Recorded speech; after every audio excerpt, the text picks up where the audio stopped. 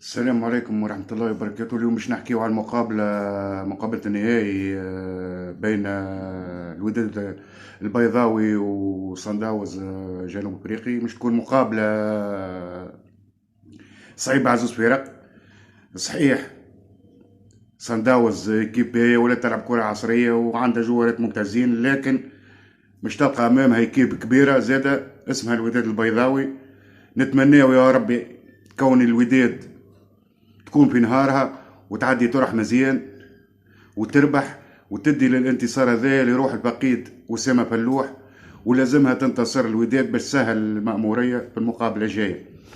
كما قلنا المقابلة مش تكون صعيبة وصعيبة جدا، لكن الوداد على أرض ميدان وما يساومش مع الجمهور الكبير اللي عنده، جمهور الممتاز نتاع الوداد البيضاوي. مش تكون مقابلة مش سهل عليها شوية المقابلة، بس مستريس ومش تعدى مقابلة طيبة جدا. ان شاء الله يا ربي. امنيتي من الله كون الوداد تنهي الماتش بنتيجة ايجابية باش تسهل عليها المامورية في الماتش الجاي. لا لشيء نعاود نقول لروح الفقيد الكرة المغربية أسامة فلوح، وتمنياتنا كتونسي كون الوداد يعدي مقابلة طيبة ويهز هو الكاس هذية.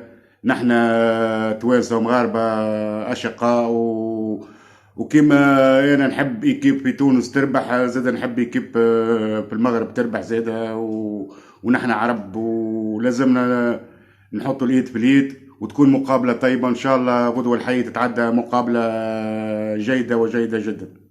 نشكركم، ما تنسوش باش تتابعونا على القناة، وما فيها باس تعملوا ابوني باش تلقاو جديد وباش الناس كل تطور من رواحها وتاخذوا اخبار طيبة. وبارك الله فيكم، اللي مش يعمل ابوني بارك الله فيه وربي يجازيه خير.